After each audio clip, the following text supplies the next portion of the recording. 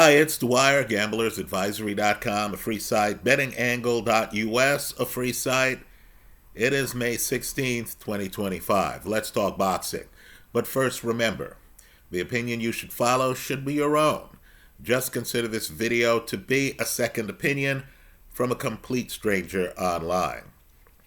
Now, Nick Ball got the stoppage. It was late, but he got the stoppage, so my hedge, where I was taking a swing on TJ Dehaney, delivered, right? You were able to walk away with a profit in that fight, right?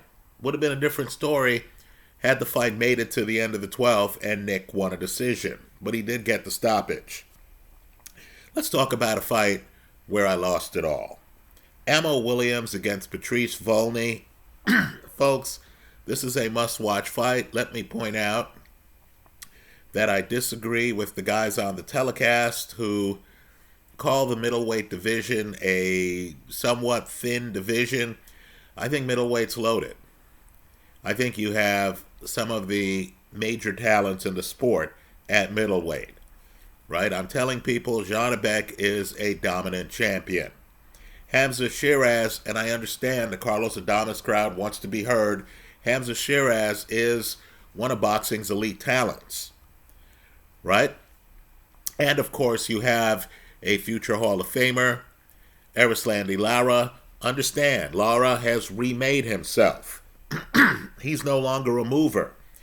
He has moving skills, obviously. He knows how to move. He's built a Hall of Fame career on moving. But now in his 40s, he's trying to sit down on straight lefts. And of course, people know I consider the Chris Eubank-Conor Benn fight to be a sideshow. Eubank's much better than Conor Benn. Eubank, quite frankly, is one of the more underrated fighters in the sport. We take him for granted because of his persona when he was fighting Billy Joe Saunders. You know, when he was fighting George Groves, when he first hit the world stage. He's developed into a masterful fighter. I encourage people to look at his fight against Avni Yildirim. Right? I think Eubank is the kind of guy who would give anybody a hard time. Right? He's skilled.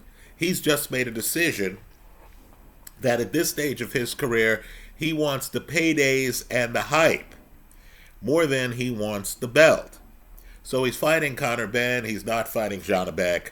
The idea is he gets to cash a check without losing his status on the world stage as a guy worthy of big fights. What's the point in fighting Janabek when not a lot of people know Janabek? Right? And, a loss would drop Chris off the highly lucrative professional fight stage.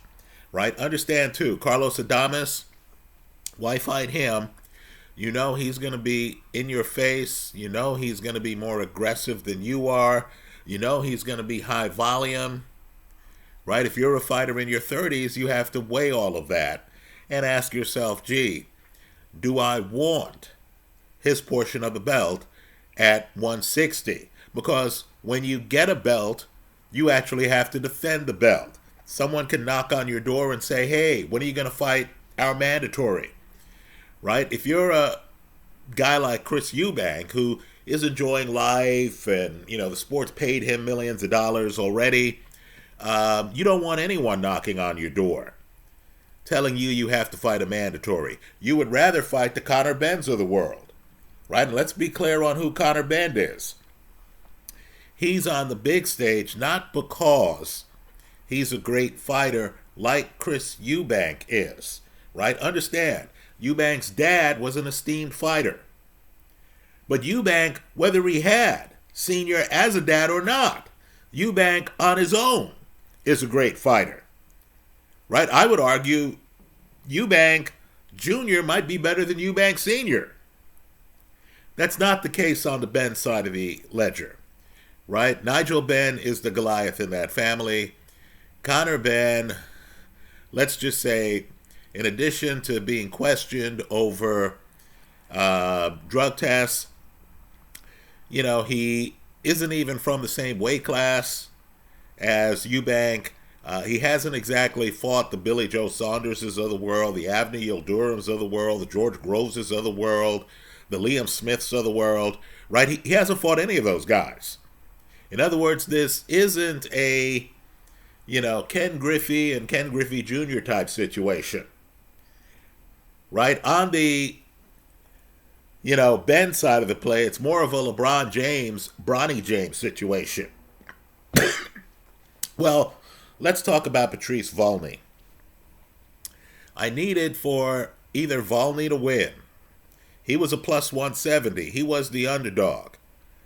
That would have been a nice payday. Or I needed the fight not to go the distance.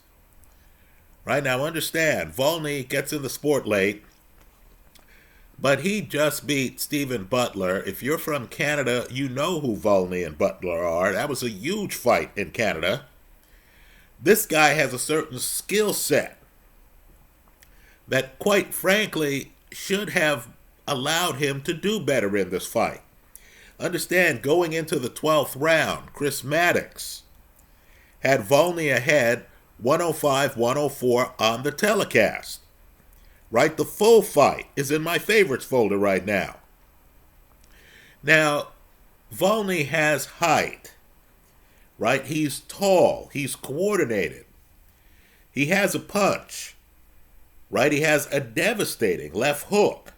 He also is rough and tumble in the pocket. This is a guy who knows how to throw uppercuts up close. He's fighting Ammo Williams, as Ammo Williams' name suggests. Williams is high volume. Williams is front foot. Right? Williams also throws the complication of being a southpaw at you. So what I needed here was for Volny fighting in Orlando, right? A guy out of Canada fighting in the United States against a higher ranked fighter, a guy who already fought Hamza Shiraz. I needed for Volny to realize, okay, I'm in a foreign country. I'm fighting the house fighter.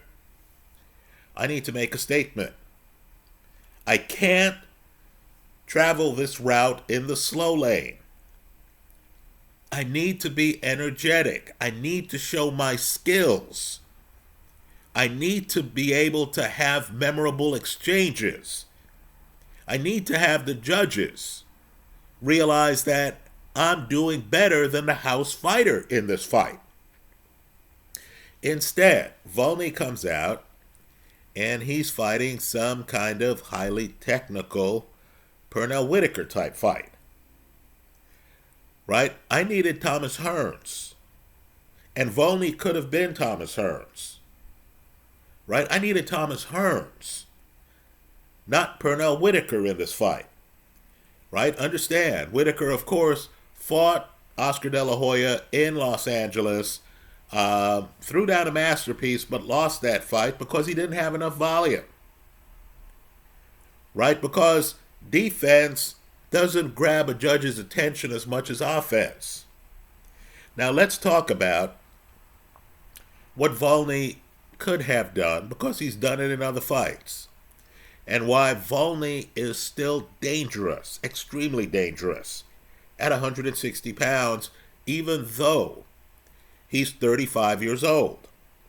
Volny has an excellent jab. Right? Excellent jab. And understand, you know where Ammo Williams is going to be. He's front foot heavy. I know he's a southpaw, but as they keep saying on the telecast, he's coming in too square. Right? He's constantly coming in at predictable angles into the pocket. So I needed the kind of jab that Thomas Hearns would throw at opponents like Roberto Duran. Right? I needed Volny, the tall guy, to show the judges, look, this guy wants to be active. I'll be active with him. But notice the lack of defense by him on stopping my jab. Notice how hard it is for him to get deep in the pocket on me. Volny, curiously, and it's just being too conservative in a big fight, curiously isn't throwing a lot of jabs. Volny's way of stopping Ammo Williams is to put up rabbit ears, right? To be in a defensive, shell. While Ammo Williams, who's active, is coming in and throwing a lot of punches. Had Volny just moved a little bit laterally and pumped a jab, Ammo would have had nowhere to go. Understand, too, Volny has a great left hook to the body. It's spectacular. Volny also throws great uppercuts. But to do that, you have to take risks, don't you? You're the taller man. You actually have to occasionally get deep in the pocket, throwing power shots. Uppercuts leave you naked on the side on which you throw it. I throw an uppercut with my left hand, I'm naked over here on this side of my head. Right, with my right hand, I'm naked.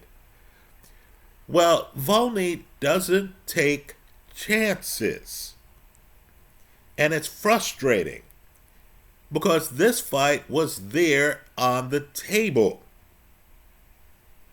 Right, so it's unfortunate. What could have been is evident in the 11th round. When Volny, and I thought the fight's a coin flip. I disagree with the judges. I thought either guy could have won this fight. Right? I thought in the 11th round, Volny shows you left hooks to the body. Right? He shows you what could have been if he's on his front foot. Let me say this too, and it's a bias I have. I like guys who can defend themselves while throwing punches.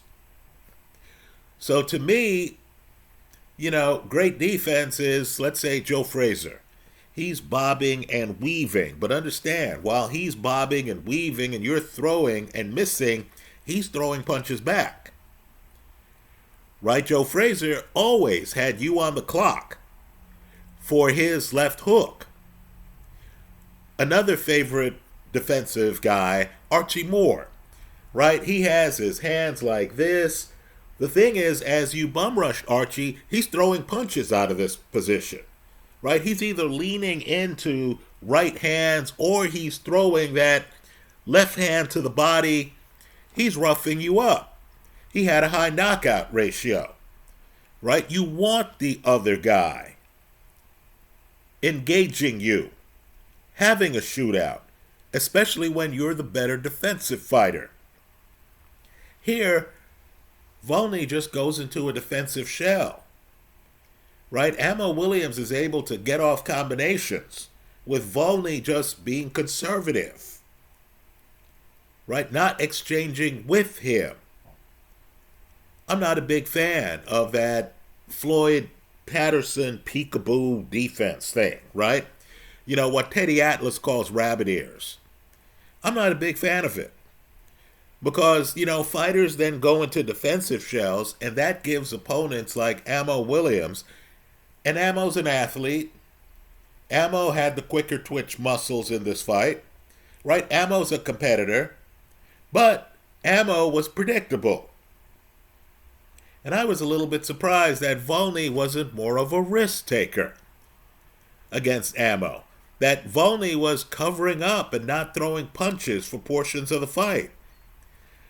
If a fighter is going to be front foot heavy and is going to try to open up and come in the pocket, rather than just plan for counter haymakers, rather than think to yourself, okay, let me try to land a big left hook. If it's not there, I'll just cover up.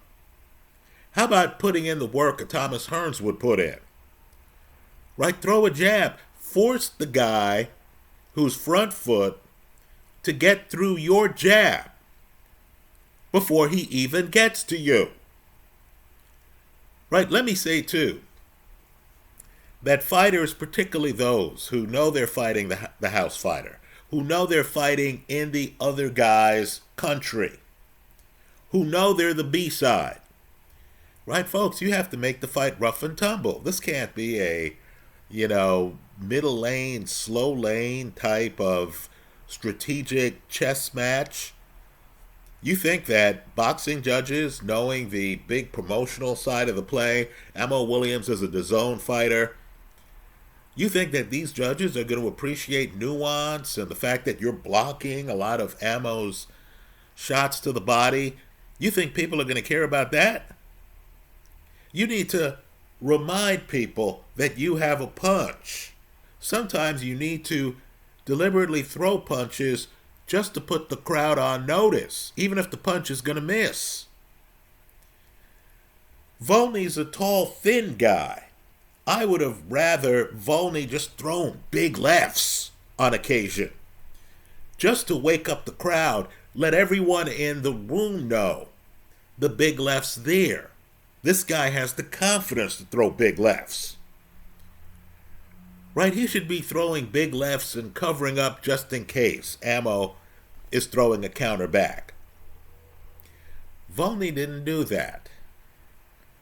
Right? Volny is on his best behavior. We're not seeing a lot of jabs. We're not seeing a lot of bravado.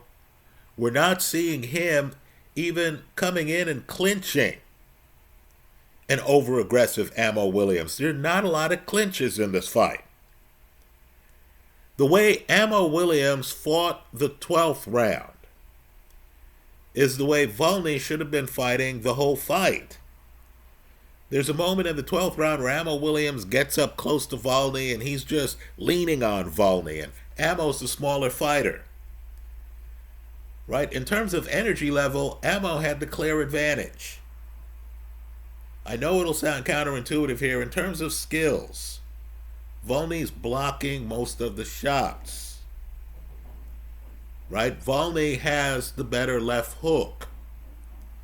Volny has the better assortment of punches.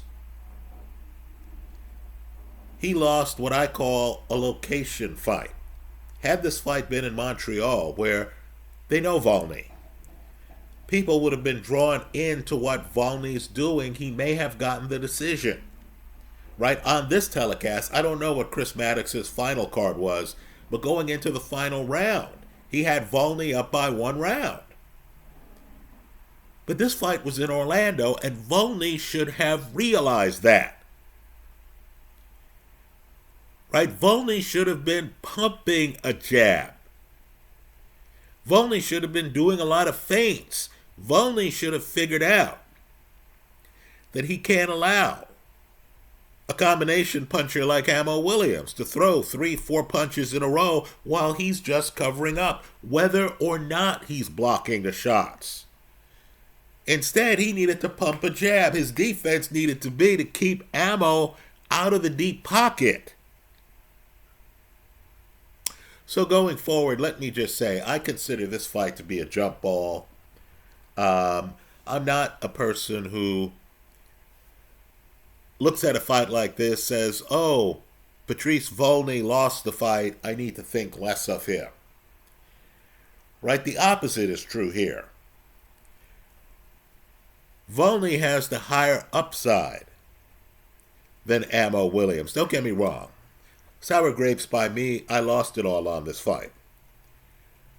Right? You know, I was disappointed with Volny's approach, and even with the approach, it's a close fight. Right? Don't get me wrong. Sour grapes by me. But folks, Volny is dangerous. Right? He just needs to sit down and look at the film. Listen to his corner. Ask himself the question on why he didn't open up more. Why his game plan seemed to be to plan to throw the power punch counter. Why he was focused on single punches instead of showing the crowd that he is a jab. Showing the crowd that there was a height dynamic in this fight. It was interesting because on the telecast they had a guest commentator, Richardson Hitchens. And Hitchens on the telecast, tall guy like Volny, Hitchens on the telecast could not figure out why Volny wasn't throwing more jabs. Right? I mean, you know, it would have been interesting having Larry Holmes on the telecast. He would be asking the same question. When you have a very good jab and you have height, right? And the other guy is hyper to the point where you need to go into defensive shells from time to time. Why aren't you keeping him outside with a jab? One you have. Right? Understand too, when you're fighting a guy on foreign soil and he's the house fighter, you can't fight a conservative fight. You don't want it to be close. Right? You need to show the public, look, the B side here has won this fight. Look, I came into this country and I beat your fighter. Right? When Arthur Beterbiev travels to London and he's fighting Anthony Yard, he makes sure that he's not being out-hustled. Right? He doesn't want it to go the distance. The last thing you want is the local fighter to have the crowd behind him. Then it goes the distance and there's a lot of pressure on the judges. Right? Particularly if it comes down to the 12th round. The Beterbiev solution was simple. It's not going to the 12th round. Right? That's Beterbiev when he's fighting anyone other than Dmitry Bivol. Here, Volny, who stopped Butler, stopped him. That fight doesn't go the distance. Didn't come out with that level of intensity here. He should have. I feel he let this one get away. Right? If the odds makers punish him in the odds for his next fight at 160, right? Pay close attention, because this is a fighter who's better than advertised. And I say that after losing it all. Betting on him as a 170 underdog, hedged with the fight not going the distance. Those are my thoughts. Let me hear yours in the comments section of this YouTube video. Thanks for stopping by.